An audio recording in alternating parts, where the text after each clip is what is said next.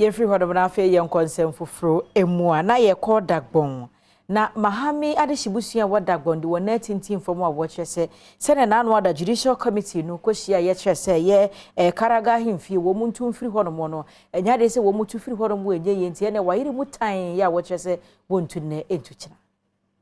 Fie kakra bi a etwemu na ohene popora no wo Karanga traditional area Adom Mahama ekọ nkre enu akire yi na ne ba ebesi na na mu se ne be ya obetumi aya amamre ene amane ede kura ne papa echi na afei wasan so abokwan ato ho no mo se be ya obetumi ede wo hene foforo asi ade so na bra wonum eye yie no ewieye akire no na ohene poporo no eba Mahama Sumani editu jase wonya yank wobeye wahene nanso asi ahenefo ebo obi foforo di ne ye ne senti enam so ne de ebufu ene ntawantawa eba omanfo ntem ewo ekurum honomo na watwe mienu a etwemu na judicial committee a ewo Northern Regional House of Chiefs ema Mahama Sumani don hwere aduanan enkono se wontum free ahemfie honomo sebe ya obenya kwan ede wo hene foforo asi ade so na wonum ayensamtrofo nhyiamu bi ewo Karanga kasamafo emabusuan baba waisu ede nsem bi etudwa.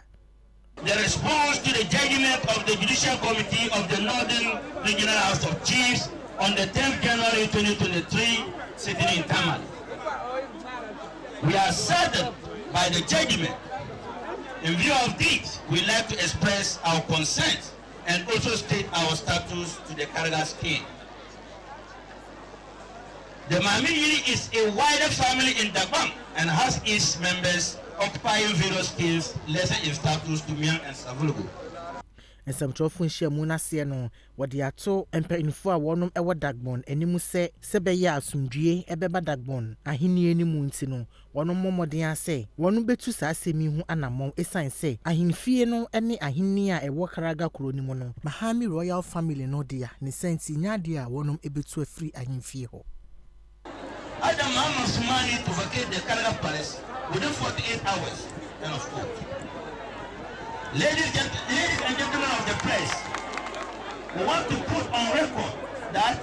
the Karanga Palace was constructed and owned by the Mahami Royal Family and has since been occupied exclusively by chiefs, regents and family members belonging to Mahami family.